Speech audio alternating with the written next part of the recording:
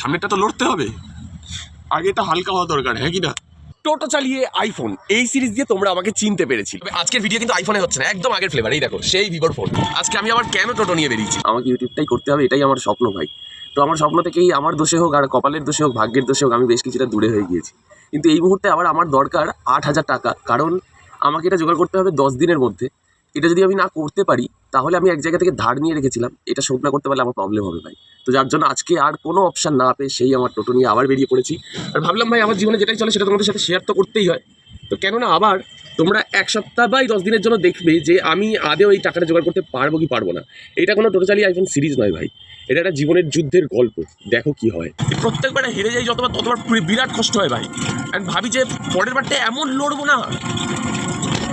Joy Jagannath.